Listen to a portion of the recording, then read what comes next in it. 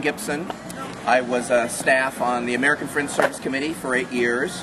I've done many civil disobediences over the years, been arrested many times over the years. The last time I think was around the Iraq War at Dianne Feinstein's office in West LA. I was arrested with five or six other people. You guys were there, right? And a few times by accident, when the police just decided they were going to come and arrest people who happened to be standing around. I got during the Rodney King activities in the 1990s, 1992. I was in the Bay Area, and people were bringing signs up just to protest what happened with Rodney King, and the police rounded up everybody in this 2-block area. I was in jail with a tourist from Germany. I said, "Welcome to America." Tourists with Germany. Shopkeepers were arrested. I like to say that the sheriff lost his job. The head sheriff in San Francisco lost his job around my getting arrested, and all the other people got arrested. Augusto, wasn't it? They just decided to arrest people. And so, on occasion, I've been arrested unintentionally. More often, I've done civil disobedience, protesting the war, protesting nukes at Diablo Canyon, things like that, and intended to confront the police and be arrested. So they're different things, they're very different, but some of the training things we want to talk about are very similar. I worked with the Alliance for Survival, Mobilization for Survival, Ecology Center in Berkeley for the years. And so I'll first talk a little bit about nonviolence. You know, over the years there have been many groups and individuals who adopted the idea of nonviolence.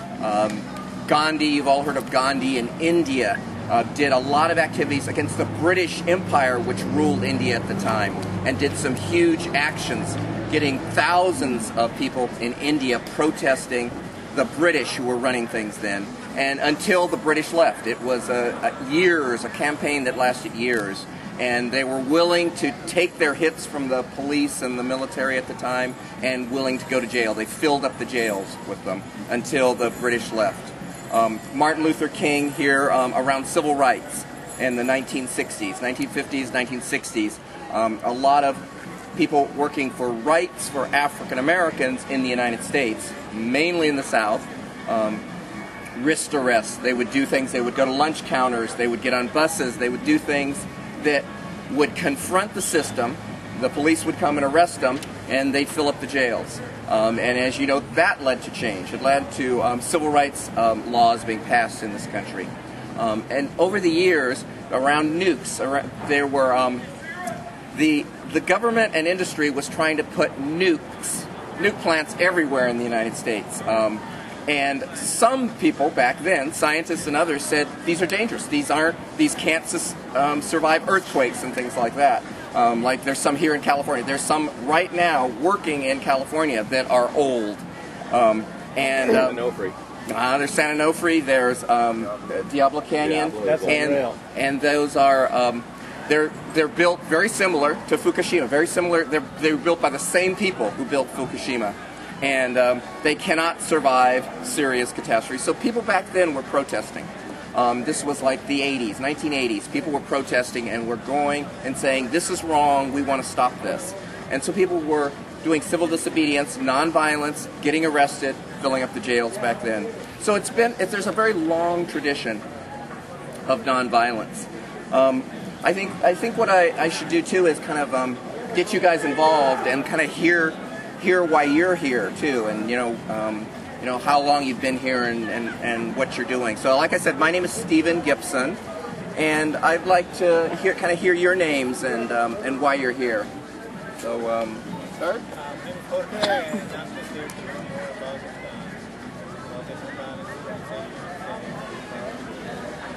So you want to learn more? Great. My name is Peter Atwood. I work for Educate Advocate, which is about standing up for kids, mostly kids with disabilities and their parents. In special education law, you can really practice law in this stuff. It's one of the most complicated areas of the law that there is. It's like antitrust. So I can't practice law in a traffic ticket, but I can practice special education law. So we do that. And we of course don't have any money, so we do things, everything from filing complaints or filing for hearings and doing motion work down to handing out flyers in front of the high school so the district gets tired of it. Thanks. I'm Christy Sepulveda-Burchett. Christy? And I'm also with Educate He's my Advocate. president. Okay. And we just educate ourselves as parents so we can advocate for children with special needs. And I'm here to educate myself Great. on nonviolent training and peaceful protesting. Great. Thanks. John Wackenheimer. Like you, I was with the Alliance for Survival back in the 80s, and I'm here involved in the 99% movement because as a 99er, I've been affected by the conditions which has created these problems. And you know, I know a lot about nonviolent civil disobedience, but there's always room to learn more. All right, thanks. Name? Joseph. Joseph, all right. Yeah, I'm down with local activist, but I don't really clear like necessarily in the same line, but I'm down here to go in on that. Great. I'm looking for renewal in the next political life, so. Great, thanks. Jenna. Hi, Jenna. I'm just here to learn more about this training, so. Great, thanks for being here. My name's Bobby. All right. And I like this movement because it's the 99% against the 1, and it's non-violent. I'm a descendant of the Quakers. I noticed this said American Friends. Is that the same thing? Yeah, the American Friends Service Committee was founded by Quakers. It is a slightly separate organization, but it's run by Quakers and a lot of Quakers involved with it. Well, I'm glad you're here, friend. It only took everyone 200 years to find out we were cool, huh? That's right. Yeah, it's amazing how when you read the history of the Quakers, it's amazing how much they've had an influence in this country when there's so few. My name's Lisa, and I've been involved in the 99% Occupy movement here in Riverside since October 3rd, the very first meeting. And mainly I wanted to attend this workshop. Not that I plan on necessarily getting arrested for anything, but as much as I deplored the behavior of the cops last Sunday, a week ago today, I also abhorred and have sadness over the way we handled it as a movement. Right on. By cursing at them and that sort of thing. So I would like to learn better ways to deal with situations like that and maybe spread that out to some of those who do plan to get arrested. Thanks. My name's Eric, and like Lisa, essentially that's why I'm here, just to learn the correct ways to practice civil disobedience and perhaps relay that to other people that aren't participating. Great, thanks.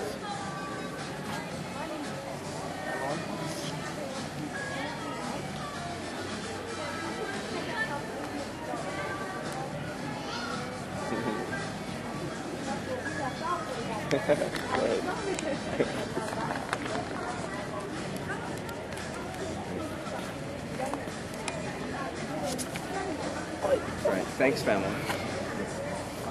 On camera, along the same lines as Lisa and Eric were saying, I was also here on Sunday and watching everything escalate. I was wishing that I had techniques to help lower it down. And I was watching, just before I left here, I was watching them crack down on Portland. And I saw a couple girls trying so hard to keep things peaceful.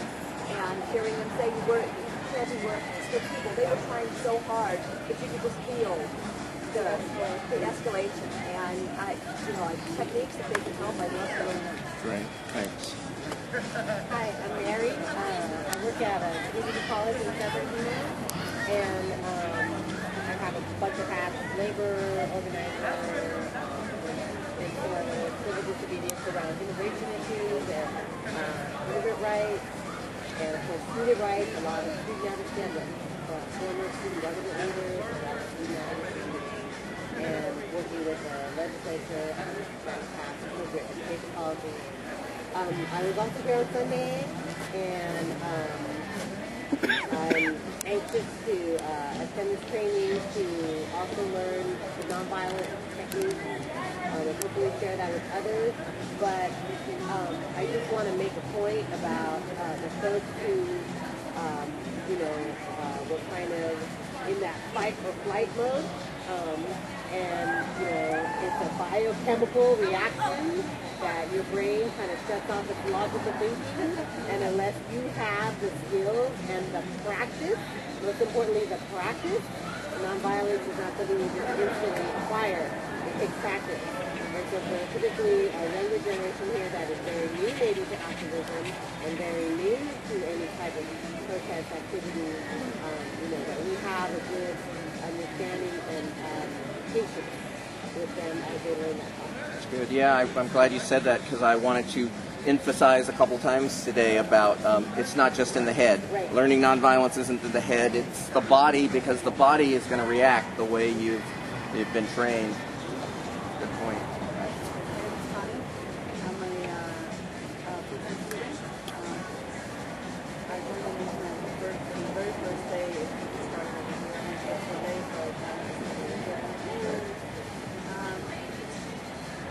I'm here because of the economic situation of the country, how we are on the verge of really collapsing, and I'm concerned as the future of this country.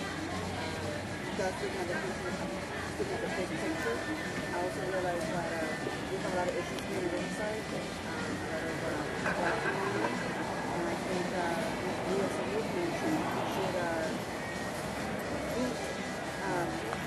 realize what it is that is happening in the country, but also start working on fixing our community skills that we do at home, right here in the city of Riverside, City Hall, Riverside, things that needs to be done, and I believe that it's something that we can all do for each other, support criminal corruption, websites, and I feel very optimistic about the future, but I feel like we're going to have to go through a lot of huge storm before we will see the sun springtime. Good point. Thanks. My name is Orlando Cabrera. I actually work in the healthcare industry and I work for the state. So I see a lot of both sides of the fence. But I'm here because I believe that social reform does kind of need to happen economically and just as people. So in this class, I think it's going to help me in knowing if things escalate, how I can make a difference in it, or how I can help others, or my legal rights when it happens. Thanks. I'm Nita Lujan. I've been an activist since the Iraq War, since it started.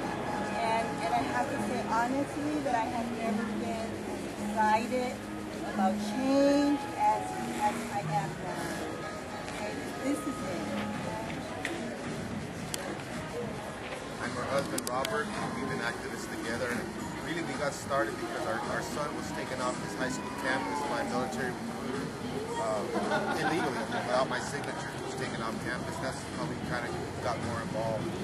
We're also involved in SOA Watch. We'll be going to School of the Americas Thursday, and we helped Steve with numerous anti-war protests. We're glad we're here to help you guys. Thank you. We're learning together.